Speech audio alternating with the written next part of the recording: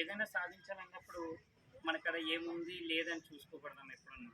మనం ఉన్నోళ్ళమా లేనోళ్ళమని చూసుకోకూడదు. ఈ భారతదేశానికి స్వాతంత్రోద్యమం తేవడానికి 8th క్లాస్ 9th క్లాస్లో కూడా 10th క్లాస్లో కూడా ఉంది.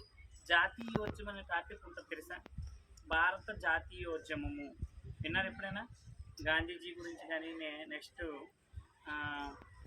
వీళ్ళు మితవాదులు అతివాదులు అనే పేర్లు విన్నారు ఎప్పుడైనా? విన్నారా? వినలేదా? మరి ఈ భారతదేశానికి స్వాతంత్రం రావడానికి జరిగిన పోరాటమే భారత జాతీయోద్యమం అంటారు. మరి ఈ జాతీయోద్యమాన్ని నడిపిన నాయకులు అత్యంత ఉన్నత వర్గాల వారు కాదు, అంటే బాగా డబ్బులు ఉన్నవారు కాదు, కటిక పేదరికం అనుభవిస్తున్న వాళ్ళు కాదు, తినడానికి ఇల్లు లేని వారు కాదు. నీలాగా వీళ్ళలాగా మనలాంటి మధ్యతరగతి వర్గం వాళ్ళే, కొంత పేదవారు కూడా. అంటే ఏది చేయాలన్నా ఏది సక్సెస్ అవ్వాలన్నా మన చేతుల్లోనే ఉంది. ఉన్నత వర్గాల వారి కన్నా మనం కష్టపడితే ఖచ్చితంగా అవుతాం. ఇంత పెద్ద దేశానికి స్వాతంత్రం తేవడంలోనే నాయకులుగా ఉన్నటువంటి వ్యక్తులు మళ్ళీ మధ్యతరగతి వారు. కాబట్టి మనం కూడా ఏదైనా సాధించగలం. మన శ్రీశ్రీ గారి పుట్టినరోజు అయింది. నేను ఆయన వచ్చిన కొటేషన్ చూశాను.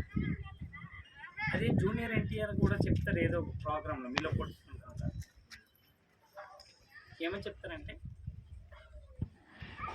దేహానికే తప్ప దాహానికి ఒక్క చుక్క కూడా పనికిరాదు సముద్రపు నీరు. సముద్రం నీరు తెలుసు కదా మీకు, ఎలా ఉంటుంది?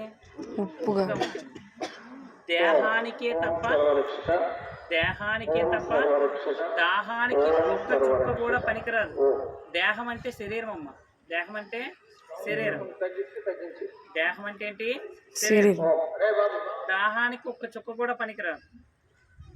శరీరానికి తప్పించి తాగడానికి పనికి వస్తే సముద్రపు నీరు పనికిరాదు.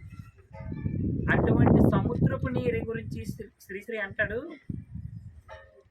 దేహానికే తప్ప దాహానికి ఒక్క చుక్క కూడా పనికిరాని సముద్రపు నీరే అలలుగా ఎగసెగసి పడుతుంటే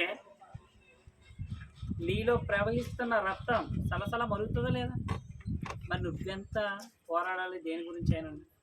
నువ్వెంత ఎగిసిపడాలి ఏదైనా సాధించాలన్నప్పుడు?